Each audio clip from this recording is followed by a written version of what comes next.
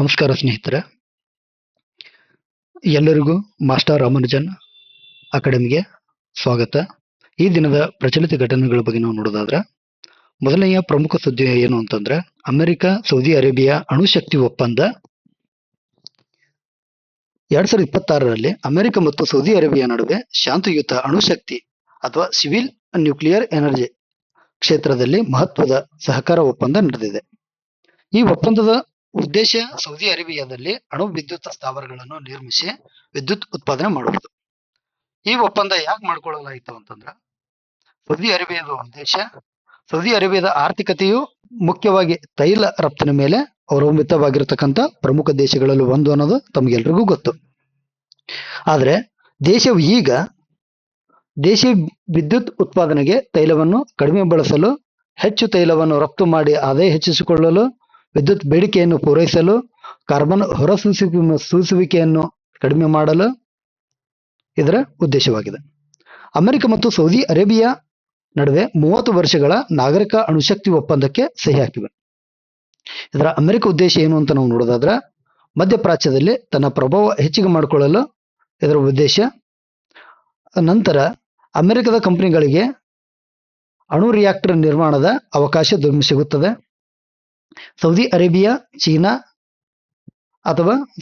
ದೇಶವು ಚೀನಾ ಅಥವಾ ರಷ್ಯಾದಿಂದ ಅಣು ತಂತ್ರಜ್ಞಾನ ಪಡೆಯುವುದನ್ನು ತಡೆಯಬಹುದು. ದೀರ್ಘಕಾಲೀನ ಭದ್ರತಾ ಮತ್ತು ಆರ್ಥಿಕ ಸಂಬಂಧಕ್ಕೆ ಇದೊಂದು ಬಲವಾಗುತ್ತೆ ಈ ಒಂದು ಒಪ್ಪಂದ. ಈ ಒಪ್ಪಂದದಲ್ಲಿ ಏನಿದೆ ಅಂತ ನಾವು ನೋಡೋದಾದ್ರೆ, ಅಮೆರಿಕವು ಸೌದಿ ಅರೇಬಿಯಾಗೆ ಅಣು ವಿದ್ಯುತ್ ಸ್ಥಾವರ ಅಥವಾ ನ್ಯೂಕ್ಲಿಯರ್ ಪವರ್ ಪ್ಲಾಂಟ್ ನಿರ್ಮಿಸಲು ಸಹಾಯ ಮಾಡುತ್ತದೆ. ಅಣು ತಂತ್ರಜ್ಞಾನ, ತರಬೇತಿ ಮತ್ತು ಸುರಕ್ಷತಾ ವ್ಯವಸ್ಥೆಗಳಲ್ಲಿ ಸಹಕಾರ ನೀಡುತ್ತದೆ. ವಿದ್ಯುತ್ ಉತ್ಪಾದನೆಗೆ ಅಗತ್ಯವಾದ ಅಣು ಇಂಧನ ಮತ್ತು ತಂತ್ರಜ್ಞಾನ ನೆರವು ಒದಗಿಸುತ್ತದೆ. ಇದು ಯಾಕೆ ವಿವಾದವನ್ನು ಸೃಷ್ಟಿಯಾಗಿದೆ ಇದರಿಂದ ಅಂತಂದ್ರೆ, ಯುರೇನಿಯಂ ಸಂವರ್ಧನೆ ಅಂತಂದ್ರೆ ಇಂಗ್ಲಿಷಲ್ಲಿ ಯುರೇನಿಯಂ ಎನ್ರಿಚ್ಮೆಂಟ್. ಇದರ ಕುರಿತು ನಾವೇನಂತ ನಾವು ನೋಡೋಣ.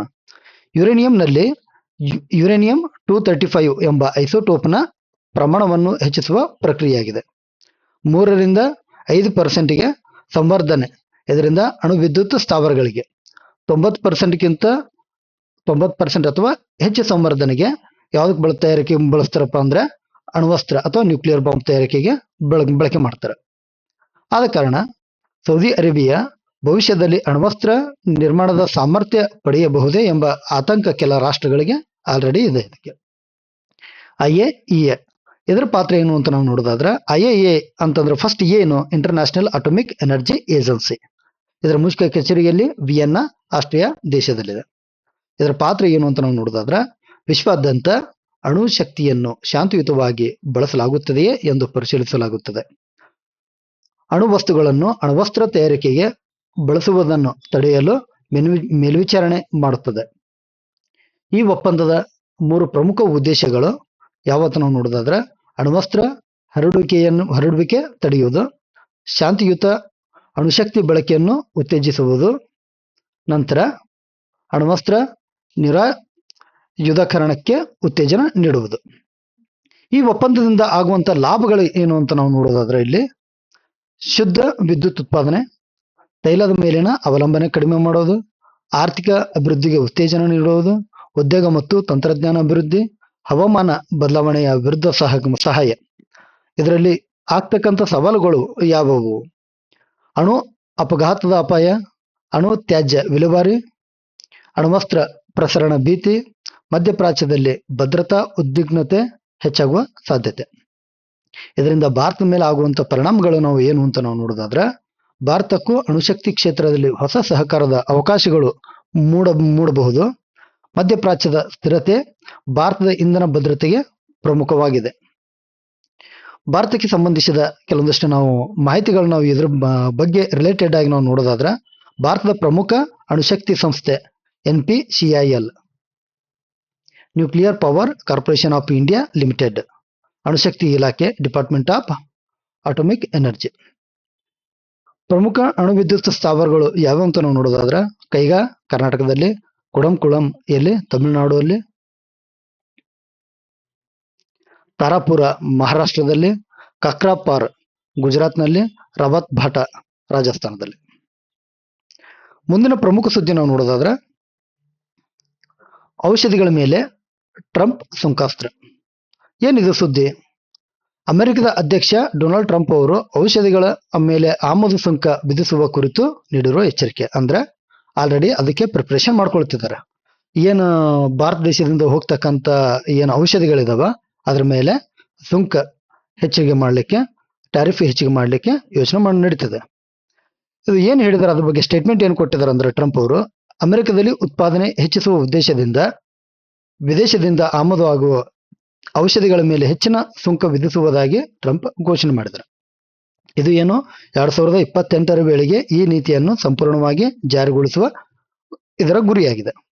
ಇದರಿಂದ ಏನಾಗುತ್ತೆ, ಔಷಧಿ ಕಂಪನಿಗಳು ತಮ್ಮ ಉತ್ಪಾದನೆಯನ್ನು ಅಮೆರಿಕದಲ್ಲೇ ಸ್ಥಾಪಿಸುವಂತೆ ಇದರ ಮೇಲೆ ಒತ್ತಡ ಹೆಚ್ಚಾಗುತ್ತೆ. ಇದು ನಮ್ಮ ಭಾರತ ದೇಶಕ್ಕೆ ಯಾವ ರೀತಿಯಾಗಿ ಒಂದು ಪರಿಣಾಮ ಬೀರುತ್ತೆ ಅಂತ ನಾವು ನೋಡೋದಾದ್ರೆ, ಭಾರತವು ವಿಶ್ವದ ಫಾರ್ಮಸಿ ಆಫ್ ದ ವರ್ಲ್ಡ್ ಎಂದು ಕರೆಯಲಾಗುತ್ತದೆ. ಅಂದ್ರೆ ವಿಶ್ವದ ಔಷಧಿ ಸ್ಥಾಪನೆ ಮಾಡ್ತಕ್ಕಂಥ ಒಂದು ಕಾರ್ಖಾನೆ ಅಂತ ನಾವು ಹೇಳ್ಬೋದು. ಇಲ್ಲಿ ನಮ್ಮ ಭಾರತ ದೇಶ ಅಂದ್ರೆ ಅತ್ಯಂತ ಹೆಚ್ಚಿಗೆ ಔಷಧಿಗಳು ನಮ್ಮ ಭಾರತ ದೇಶದಲ್ಲಿ ತಯಾರಾಗ್ತವೆ. ಭಾರತದಿಂದ ಅಮೆರಿಕಕ್ಕೆ ದೊಡ್ಡ ಪ್ರಮಾಣದಲ್ಲಿ ಜನರಿಕ್ ಔಷಧಿಗಳನ್ನು ರಫ್ತು ಮಾಡಲಾಗುತ್ತದೆ. ಭಾರತೀಯ ಕಂಪನಿಗಳಾದ ಯಾವ ಕಂಪನಿ ನೋಡ್ರಿ, Sun pharma, doctor Reddy's, Cipla, Lupin, Aurobindo pharma, Zydus life sciences ಮುಂತಾದವು ಅಮೆರಿಕ ಮಾರುಕಟ್ಟೆಯನ್ನು ಹೆಚ್ಚಿಸುವ ಅವಲಂಬಿಸಿವೆ. ಅಮೆರಿಕ ಸುಂಕ ಹೆಚ್ಚಿಸಿದರೆ ಭಾರತದ ಔಷಧಿಗಳ ಬೆಲೆ ಕೂಡ ಆಟೋಮೆಟಿಕ್ ಆಗಿ ಹೆಚ್ಚಾಗಿ ಆಗ್ತದೆ. ಇದರಿಂದ ಭಾರತೀಯ ಕಂಪನಿಗಳ ರಫ್ತು ಮತ್ತು ಲಾಭ ಕಡಿಮೆ ಆಗುವ ಸಾಧ್ಯತೆ ಇರ್ತದೆ. ನಮ್ಮ ಭಾರತ ದೇಶಕ್ಕೆ ಆರ್ಥಿಕ ವ್ಯವಸ್ಥೆಗೆ ಪೆಟ್ಟಾಗ್ತಕ್ಕಂಥ ಸಾಧ್ಯತೆಗಳು ಕೂಡ ಇದಾವೆ.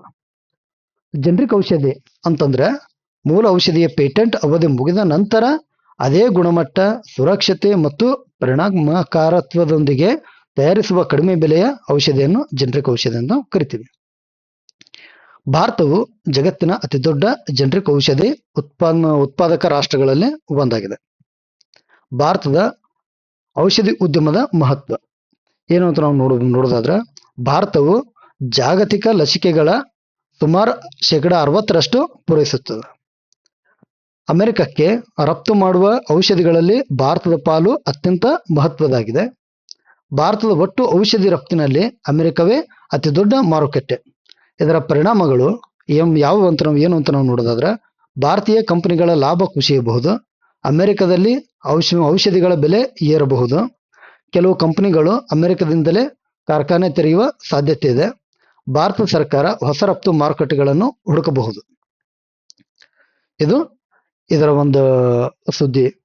ಮುಂದಿನ ಒಂದು ಸುದ್ದಿ ನಾವು ನೋಡೋದಾದ್ರೆ, ಮುಂದಿನ ಪ್ರಮುಖ ಸುದ್ದಿ ಯಾವುದು ಅಂತಂದ್ರೆ, ತಮಿಳುನಾಡಿನಲ್ಲಿ ಯಾವುದು ಚೆನ್ನೈ ಗ್ರ್ಯಾಂಡ್ ಮಾಸ್ಟರ್ಸ್ 2026 ಎಂಬ ಅಂತಾರಾಷ್ಟ್ರೀಯ ಚೆಸ್ ಟೂರ್ನಿಯ 4ನೇ ಆವೃತ್ತಿಯಾಗಿದೆ.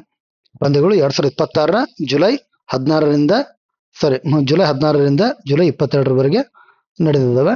ಅದರ ನಾವು ಫೈನಲ್ ರಿಸಲ್ಟ್ ನಾವು ನೋಡೋದಾದ್ರೆ, ಅಲಿ ರೇಜಾ ಫೆರೋಜಾ ಇರಾನ್ನಲ್ಲಿ ಜನಿಸಿದ ನಂತರ ಫ್ರಾನ್ಸ್ ಪರ ಆಡುತ್ತಿರುವ ವಿಶ್ವ ಪ್ರಸಿದ್ಧ ಚೆಸ್ ಆಟಗಾರ. ಇವರು ಏನಪ್ಪಾ ಅಂದ್ರ ಚೆಸ್ ಗ್ರ್ಯಾಂಡ್ ಮಾಸ್ಟರ್ಸ್ ಟೂರ್ನಿಯಲ್ಲಿ ಚಾಂಪಿಯನ್ ಆದವರು ಇವ್ರೆ. ಯಾರು?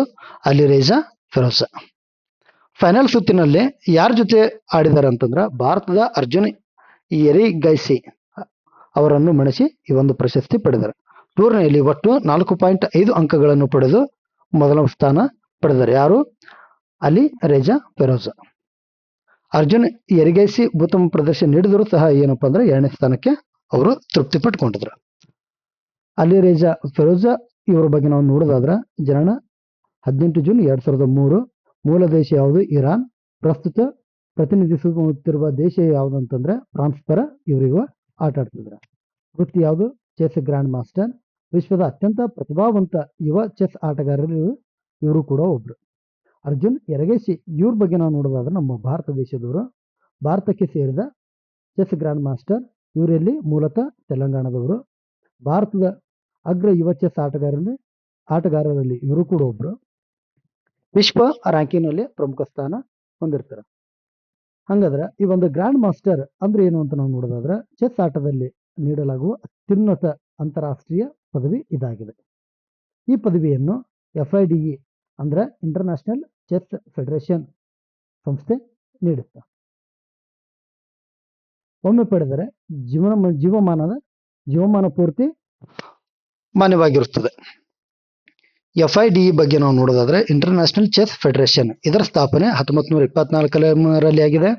ಮುಖ್ಯ ಕಚೇರಿಯಲ್ಲಿ ಅಂತ ನಾವು ನೋಡೋದಾದ್ರೆ ಲಾಸನ್, ಸ್ವಿಟ್ಜರ್ಲ್ಯಾಂಡ್ನಲ್ಲಿ ವಿಶ್ವದ ಚೆಸ್ ಸ್ಪರ್ಧೆಗಳನ್ನು ನಿಯಂತ್ರಿಸುವ ಸಂಸ್ಥೆಯಾಗಿದೆ. ಇದು ಇವತ್ತಿನ ಪ್ರಮುಖ ಸುದ್ದಿ. FDI ಹೂಡಿಕೆ ಏರಿಕೆಯಲ್ಲಿ ದೇಶದಲ್ಲಿ ಕರ್ನಾಟಕ ನಂಬರ್ 1 ಸ್ಥಾನವನ್ನು ಪಡೆದಿದೆ. FDI ಅಂದ್ರೆ ಫಾರಿನ್ ಡೈರೆಕ್ಟ್ ಇನ್ವೆಸ್ಟ್ಮೆಂಟ್, ವಿದೇಶಿ ನೇರ ಹೂಡಿಕೆ. ಹಂಗಂದ್ರೆ ಏನು? ಒಂದು ವಿದೇಶಿ ಕಂಪನಿ ಅಥವಾ ಹೂಡಿಕೆದಾರರು ಮತ್ತೊಂದು ದೇಶದಲ್ಲಿ ಕಂಪನಿ ಸ್ಥಾಪಿಸುವುದು, ಕಾರ್ಖಾನೆ ನಿರ್ಮಿಸುವುದು ಅಥವಾ ವ್ಯವಹಾರದಲ್ಲಿ ನೇರವಾಗಿ ಹೂಡಿಕೆ ಮಾಡುವುದನ್ನು FDI ಎಂದು ಕರೀತಾರೆ. ಉದಾಹರಣೆಗೆ ಗೂಗಲ್ ಸಂಸ್ಥೆ ಬೆಂಗಳೂರಿನಲ್ಲಿ ಡೇಟಾ ಸೆಂಟರ್ ಸ್ಥಾಪನೆ ಮಾಡುವುದು, ಟೊಯೋಟಾ ಕರ್ನಾಟಕದಲ್ಲಿ ಹೊಸ ಕಾರ್ಖಾನೆ ಆರಂಭಿಸುವುದು, ಫಾಕ್ಸ್ಕಾನ್ ಕರ್ನಾಟಕದಲ್ಲಿ ಎಲೆಕ್ಟ್ರಾನಿಕ್ಸ್ ಉತ್ಪಾದನಾ ಘಟಕ ಸ್ಥಾಪಿಸುವುದು. ಇವೆಲ್ಲವೂ ಏನಪ್ಪಾ ಅಂದ್ರೆ FDIಗೆ ಕೆಲವು ಉದಾಹರಣೆಗಳಾಗಿವೆ. ಈ ಸುದ್ದಿ ಯಾಕೆ ಒಂದು ಮಹತ್ವ ಪಡೆದಿದೆ ಅಂದ್ರೆ 2025ರಲ್ಲಿ ಕರ್ನಾಟಕವು ದೇಶದಲ್ಲಿ ಅತಿ ಹೆಚ್ಚು FDI ಅಥವಾ ಫಾರಿನ್ ಡೈರೆಕ್ಟ್ ಇನ್ವೆಸ್ಟ್ಮೆಂಟ್ ಹೂಡಿಕೆಯನ್ನು ಆಕರ್ಷಿಸಿದ ರಾಜ್ಯವಾಗಿದೆ. ಅಂದ್ರೆ ವಿದೇಶಿ ಕಂಪನಿಗಳು ಇತರ ರಾಜ್ಯಗಳಿಗಿಂತ ಕರ್ನಾಟಕದಲ್ಲೇ ಅತಿ ಹೆಚ್ಚು ಹಣ ಹೂಡಿಕೆಯನ್ನು ಮಾಡಿದವೆ. 2025ರಲ್ಲಿ ಕರ್ನಾಟಕಕ್ಕೆ ಸುಮಾರು 62,000 ಕೋಟಿ FDI ಬಂದಿದೆ. 2026ರಲ್ಲಿ 1.25 ಲಕ್ಷ ಕೋಟಿ FDI ಆಕರ್ಷಿಸುವ ಗುರಿ ರಾಜ್ಯ ಸರ್ಕಾರ ಹೊಂದಿದೆ. ನಮ್ಮ ಕರ್ನಾಟಕ ರಾಜ್ಯ ಸರ್ಕಾರ ಹೊಂದಿದೆ. ಕರ್ನಾಟಕಕ್ಕೆ ಯಾಕೆ FDI ಹೆಚ್ಚಿಗೆ ಬರ್ತಿದವ ಅಂತ ನಾವು ನೋಡೋದಾದ್ರೆ, ಬೆಂಗಳೂರು ಭಾರತದ IT ರಾಜಧಾನಿ ಆಗಿರೋದ್ರಿಂದ, ಉತ್ತಮ ಮೂಲಸೌಕರ್ಯ ಹೊಂದಿರೋದ್ರಿಂದ. ಉತ್ತಮ ಮೂಲಸೌಕರ್ಯ ಅಂದ್ರೆ ಯಾವುವು? ರಸ್ತೆ ಆಗಿರ್ಬೋದು, ವಿಮಾನ ನಿಲ್ದಾಣ ಆಗಿರ್ಬೋದು, ಕೈಗಾರಿಕಾ ವಲಯಗಳಾಗಿರ್ಬೋದು. ಇಲ್ಲಿ ನಮ್ಮ ರಾಜ್ಯದಲ್ಲಿ ನುರಿತ ಇಂಜಿನಿಯರಿಂಗ್ಗಳು ಮತ್ತು ಮಾನವ ಸಂಪನ್ಮೂಲ ಅತಿ ಹೆಚ್ಚಿಗೆ ಬೇಗ ಸಿಗ್ತಾರೆ ಅವರಿಗೆ. ಹೂಡಿಕೆದಾರರ ಸ್ನೇಹಿ ಸರ್ಕಾರ ನೀತಿಗಳು, ಕೆಲವಷ್ಟು ಏನು ಪಾಲಿಸಿಗಳಿದಾವಲ್ಲ, ಗೌರ್ಮೆಂಟ್ ಪಾಲಿಸಿ, ಅವ್ರು ಯಾರು ಇನ್ವೆಸ್ಟ್ಮೆಂಟ್ ಮಾಡ್ತಾರೆ ಅಂತಾರಲ್ಲ ಅವ್ರಿಗೇನಪ್ಪ ಅಂದ್ರೆ ತುಂಬಾ ಹೆಚ್ಚಿಗೆ ಪ್ರಯೋಜನ ಆಗೋ ಥರ ಒಂದು ನೀತಿಗಳನ್ನ ಇಟ್ಕೊಂಡಿದ್ದಾರೆ. IT ಆಗಿರ್ಬೋದು, ಏರೋಸ್ಪೇಸ್ ಆಗಿರ್ಬೋದು, ಬಯೋಟೆಕ್ನಾಲಜಿ, ಎಲೆಕ್ಟ್ರಾನಿಕ್ಸ್ ಕ್ಷೇತ್ರಗಳ ಅಭಿವೃದ್ಧಿ. ಈ FDIನಿಂದ ಆಗುವ ಪ್ರಯೋಜನಗಳು ಏನು ಅಂತ ನಾವು ನೋಡೋದಾದ್ರೆ, ಉದ್ಯೋಗ ಅವಕಾಶಗಳು ಹೆಚ್ಚುತ್ತವೆ, ಹೊಸ ಕಾರ್ಖಾನೆಗಳು ಆರಂಭವಾಗ್ತವೆ, ವಿದೇಶಿ ತಂತ್ರಜ್ಞಾನ ಭಾರತಕ್ಕೆ ಬರ್ತವೆ, ರಾಜ್ಯದ ಆದಾಯ ಮತ್ತು ಆರ್ಥಿಕ ಬೆಳವಣಿಗೆ ಹೆಚ್ಚುತ್ತವೆ, ಎಕ್ಸ್ಪೋರ್ಟ್ ಹೆಚ್ಚಾಗ್ತವೆ, ಸ್ಥಳೀಯ ಕೈಗಾರಿಕೆಗಳ ಅಭಿವೃದ್ಧಿ ಕೂಡ ಹೆಚ್ಚಾಗ್ತದೆ. ಇದು FDI ಬಗ್ಗೆ ಒಂದು ಇನ್ಫಾರ್ಮೇಶನ್. ನೆಕ್ಸ್ಟ್, ಕರ್ನಾಟಕ ಏನಾಗಿದೆ ಅಂದ್ರೆ ದೇಶದಲ್ಲೇ ಅತ್ಯಂತ ಹೆಚ್ಚು ಹಾವು ಕಡಿತಕ್ಕೆ ಏನು ಜನರು ತೀರು ಹೋಗಿದ್ದಾರೆ. ಅಂದ್ರೆ ಒಟ್ಟು ಹಾವು ಕಡಿತಕ್ಕೆ ಎಷ್ಟು ಅಂದ್ರೆ 160 ಜನ ಈ ವರ್ಷ ಬಲಿಯಾಗಿದ್ದಾರೆ ಅಂದ್ರೆ 2025ರಲ್ಲಿ. ಇದರಿಂದ ಏನಾಗಿದೆ ಅಂದ್ರೆ ಕರ್ನಾಟಕವು ದೇಶದಲ್ಲೇ ನಂಬರ್ 1 ಸ್ಥಾನವನ್ನು ಪಡೆದಿದೆ. ಈ ಒಂದು ದೃಷ್ಟಿಯಲ್ಲಿ 2024ರಲ್ಲಿ ಹಾಗೂ 2025ರಲ್ಲಿ ಕೂಡ ಸತತವಾಗಿ 2 ವರ್ಷ ಕೂಡ ಕರ್ನಾಟಕ ರಾಜ್ಯ ಏನಪ್ಪಾ ಅಂದ್ರೆ ಈ ವಿಚಾರದಲ್ಲಿ ನಂಬರ್ 1 ಸ್ಥಾನವನ್ನು ಪಡೆದಿದೆ. 2025ರಲ್ಲಿ ಕರ್ನಾಟಕದಲ್ಲಿ ಹಾವು ಕಡಿತದಿಂದ ಒಟ್ಟು 160 ಜನರು ಮೃತಪಟ್ಟಿದ್ದಾರೆ. 2024ರಲ್ಲಿ ನಾವು ನೋಡೋದಾದ್ರೆ ಎಷ್ಟು 101 ಜನರು ಮೃತಪಟ್ಟಿದ್ದರು. ಅಂದ್ರೆ ಒಂದು ವರ್ಷದಲ್ಲಿ ಎಷ್ಟಾಗಿದ್ದಾರೆ? 51 ಸಾವುಗಳು ಹೆಚ್ಚಾಗಿದ್ದಾವೆ. ಈ ಹಾವು ಕಡಿತ ಪ್ರಕರಣಗಳು ನಾವು ನೋಡೋದಾದ್ರೆ 2025ರಲ್ಲಿ 16,805 ಹಾವು ಕಡಿತ ಪ್ರಕರಣಗಳು ದಾಖಲಾಗಿದ್ದಾವೆ. 2024ರಲ್ಲಿ 13,235 ಪ್ರಕರಣಗಳು ದಾಖಲಾಗಿದ್ದವು. ಅಂದ್ರೆ ಪ್ರಕರಣಗಳ ಸಂಖ್ಯೆಯು ಕೂಡ ಹೆಚ್ಚಾಗಿದೆ. ಹಾವುಗಳ ಬಗ್ಗೆ ನಾವು ನೋಡೋದಾದ್ರೆ ಕರ್ನಾಟಕದಲ್ಲಿ ನಾಗರಾವು ಅಥವಾ ಇಂಡಿಯನ್ ಕೋಬ್ರಾ ಅಂತ ನಾವು ಏನ್ ಹೇಳ್ತೀವಿ ಸೇರಿದಂತೆ ಹಲವು ವಿಷಕಾರಿ ಹಾವುಗಳು ಕಂಡು ಬರ್ತವೆ. ಮಳೆಗಾಲದಲ್ಲಿ ಹಾಗೂ ಕೃಷಿ ಕೆಲಸದ ಸಮಯದಲ್ಲಿ ಹಾವು ಕಡಿತದ ಅಪಾಯ ಹೆಚ್ಚಿಗಿರ್ತದೆ. ದೇಶದ ಮಟ್ಟದಲ್ಲಿ 2025ರಲ್ಲಿ ಭಾರತದಲ್ಲಿ ಒಟ್ಟು 27,471 ಹಾವು ಕಡಿತ ಪ್ರಕರಣಗಳು ದಾಖಲಾಗಿದ್ದಾವೆ. 2024ರಲ್ಲಿ ನಮ್ಮ ದೇಶದಲ್ಲಿ ಒಟ್ಟು 20,888 ಪ್ರಕರಣಗಳು ದಾಖಲಾಗಿದ್ದವು. ಹೀಗಾಗಿ ದೇಶದಲ್ಲಿಯೂ ಹಾವು ಕಡಿತ ಪ್ರಕರಣಗಳು ಹೆಚ್ಚಾಗಿದ್ದವು. ನಮ್ಮ ಭಾರತ ದೇಶದಲ್ಲಿ ಬಿಗ್ 4 ವಿಷಕಾರಿ ಹಾವುಗಳು ಅಂತ ನಾವು ಕರಿತೀವಿ. ಅಂದ್ರೆ 4 ಅತ್ಯಂತ ಪ್ರಮುಖ ಹಾವುಗಳಿಂದ ವಿಷಕಾರಿ ಹಾವುಗಳು ನಾವು ನೋಡ್ತೀವಿ. ಒಂದನೇದಾಗಿ ಭಾರತೀಯ ನಾಗರಹಾವು, ಯಾವುದು ಇಂಡಿಯನ್ ಕೋಬ್ರಾ. ಈ ವಿಷದ ಹೆಸರು ನ್ಯೂರೋಟಾಕ್ಸಿಕ್. ಹೇಳ್ತೀನಿ ನ್ಯೂರೋಟಾಕ್ಸಿಕ್ ಮತ್ತು ಹಿಮೋಟಾಕ್ಸಿಕ್ ಅಂದ್ರೆ ಏನು ಅಂತ. ಉಸಿರಾಟದ ಸ್ನಾಯುಗಳ ಮೇಲೆ ಪರಿಣಾಮವನ್ನು ಬೀರುತ್ತದೆ. ಭಾರತದಲ್ಲಿ ಹೆಚ್ಚಿನ ಹಾವು ಕಡಿತ ಪ್ರಕರಣಗಳಿಗೆ ಕಾರಣವಾಗುವ ಪ್ರಮುಖ ಹಾವುಗಳಲ್ಲಿ ಇದು ಒಂದು. ನೆಕ್ಸ್ಟ್ ಕಾಮನ್ ಕ್ರೈಟ್ ಅಥವಾ ಕಾಮನ್ ಕ್ರೈಟ್ ಅಂತಂದ್ರೆ ಕೆಲವೊಂದಿಷ್ಟು ಕನ್ನಡದಲ್ಲಿ ಕಡಬೆಳಕ ಅಂತ ಕೂಡ ಕರೀತಾರೆ ಇದಕ್ಕೆ, ಕೆಲವೊಂದಿಷ್ಟು ಕಡೆ ಹೆಸರು.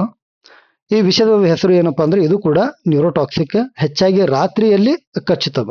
ಅಂದ್ರೆ ಕಪ್ಪು ಬಿಳುಪು ಈ ತರ ಒಂದು ಪ್ಯಾಟರ್ನ್ ಅಲ್ಲಿ ಜಿಬ್ರಾ ಯಾವೊಂದು ಪ್ಯಾಟರ್ನ್ ಅಲ್ಲಿ ಇರ್ತಲ್ಲ, ಒಂದು ಕಪ್ಪು ಬಿಳುಪು, ಆ ಪ್ಯಾಟರ್ನ್ ಅಲ್ಲಿ ಈ ಒಂದು ಕಾಮನ್ ಕ್ರೈಟ್ ಇರ್ತದೆ. ಆರಂಭದಲ್ಲಿ ನೋವು ಕಡಿಮೆ ಇದ್ದರೂ ಕೂಡ ಇದು ಏನಪ್ಪಾ ಅಂದ್ರೆ ತುಂಬಾ ಅಪಾಯಕಾರಿ ಆಗಿರ್ತಕ್ಕಂಥ ಒಂದು ಹಾವುಗಳಲ್ಲಿ ಕೂಡ ಒಂದು. ನೆಕ್ಸ್ಟ್ ಮೂರನೇದಾಗಿ ರಸಲ್ ವೈಫರ್. ಇದರ ವಿಷಯದ ಪ್ರಕಾರ ಯಾವುದು ಹಿಮೋಟಾಕ್ಸಿಕ್. ಇದರಿಂದ ಏನಾಗುತ್ತೆ, ರಕ್ತ ಹೆಪ್ಪುಗಟ್ಟುವಿಕೆಯನ್ನು ಹಾಳು ಮಾಡಿ ಆಂತರಿಕ ರಕ್ತಸ್ರಾವ ಉಂಟಾಗುತ್ತದೆ. ಭಾರತದಲ್ಲಿ ಸಾವಿಗೆ ಪ್ರಮುಖವಾಗುವ ಹಾವುಗಳಲ್ಲಿ ಇದು ಕೂಡ ಒಂದು. ನೆಕ್ಸ್ಟ್ ಸ್ಕೇಲ್ಡ್ ವೈಪರ್ ಅಂತೇಳಿ, ಇದು ಕೂಡ ಹೆಮೋಟಾಕ್ಸಿಕ್. ಗಾತ್ರದಲ್ಲಿ ಚಿಕ್ಕದಾದ್ರೂ ಕೂಡ ಏನಪ್ಪಾ ಅಂದ್ರೆ ಇದು ತುಂಬಾ ಅಪಾಯಕಾರಿ. ನ್ಯೂರೋಟಾಕ್ಸಿಕ್ ಅಂತಂದ್ರೆ ಮನುಷ್ಯನ ಸ್ನಾಯುಗಳ ಮೇಲೆ ಪರಿಣಾಮ ಏನ್ ಬೀರುತ್ತದೆ ಅದಕ್ಕೆ ಏನಂತ ಕರೀತಾರೆ, ಆ ಒಂದು ವಿಷದ ಪ್ರಕಾರಕ್ಕೆ ನ್ಯೂರೋಟಾಕ್ಸಿಕ್ ಅಂತ ಕರೀತಾರೆ. ಯಾವ ಒಂದು ವಿಷ ಮನುಷ್ಯನ ರಕ್ತ ಹೆಪ್ಪುಗಟ್ಟುವಿಕೆ ಅಥವಾ ರಕ್ತದ ಮೇಲೆ, ರಕ್ತನಾಳಗಳ ಮೇಲೆ ಮತ್ತು ರಕ್ತ ಹೆಪ್ಪುಗಟ್ಟುವಿಕೆಯನ್ನು ಹಾಳು ಮಾಡ್ತದೆ ಅಂದ್ರೆ ಆ ಒಂದು ವಿಷಯಕ್ಕೆ ನಾವೇನಂತ ಕರಿತೀವಿ, ಹೆಮೋಟಾಕ್ಸಿಕ್ ಅಂತ ಕರಿತೀವಿ. ಇದು ಹಾವುಗಳ ಬಗ್ಗೆ ಬಂದಂತ ಒಂದು ಸುದ್ದಿ. ನೆಕ್ಸ್ಟ್ GN ಮೋಹನ್ ಅವರಿಗೆ ರಾಷ್ಟ್ರೀಯ ಮಾಧ್ಯಮ ಪ್ರಶಸ್ತಿಯನ್ನು ಪಡೆದುಕೊಂಡಿದ್ದಾರೆ. ಯಾರು ಇವರು? ಹಿರಿಯ ಪತ್ರಕರ್ತರಾದಂತಹ GN ಮೋಹನ್ ರಾಷ್ಟ್ರೀಯ ಪ್ರಶಸ್ತಿ, ಮಾಧ್ಯಮ ಪ್ರಶಸ್ತಿ ನೀಡಲಾಗಿದೆ. ಇದು ನೀಡುವ ಸಂಸ್ಥೆ ಯಾವುದಂದ್ರೆ ಮಹಾರಾಷ್ಟ್ರದ ಕನ್ನಡಿಗ ಪತ್ರಕರ್ತರ ಸಂಘವೊಂದು ನೀಡುತ್ತದೆ. ಈ ಪ್ರಶಸ್ತಿ ಒಂದಿಗೆ 25,000 ನಗದು, ಪ್ರಶಸ್ತಿ ಫಲಕ ಹಾಗೂ ಪ್ರಶಸ್ತಿ ಪತ್ರವನ್ನ ಪ್ರದಾನ ಮಾಡ್ತಾರೆ. ಪ್ರಶಸ್ತಿ ಪ್ರದಾನ ಸ್ಥಳ ಯಾವುದು ಅಂತ ನಾವು ನೋಡೋದಾದ್ರೆ ಮುಂಬೈ. ಕ್ಷೇತ್ರ ಯಾವುದು? ಪತ್ರಿಕೋದ್ಯಮ. GN ಮೋಹನ್ ಅವರ ಬಗ್ಗೆ ನಾವು ನೋಡೋದಾದ್ರೆ ಹಿರಿಯ ಕನ್ನಡ ಪತ್ರಕರ್ತ, ಲೇಖಕ ಹಾಗೂ ಅಂಕಣಕಾರ. ಕನ್ನಡ ಪತ್ರಿಕೋದ್ಯಮದಲ್ಲಿ ಹಲವು ದಶಕಗಳಿಂದ ಸೇವೆಯನ್ನು ಸಲ್ಲಿಸಿದ್ದಾರೆ. ಸಾಮಾಜಿಕ, ಸಾಂಸ್ಕೃತಿಕ ಹಾಗೂ ಸಮಕಾಲೀನ ವಿಷಯಗಳ ಕುರಿತು ಬರಹಗಳ ಮೂಲಕ ಪ್ರಸಿದ್ಧರಾಗಿದ್ದರು.